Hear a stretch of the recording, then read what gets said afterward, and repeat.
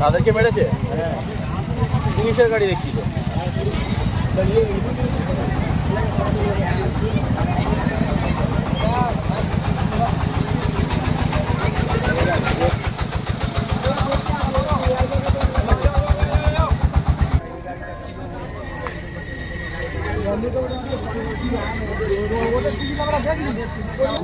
number হয়ে number তো অবশ্যই হয় না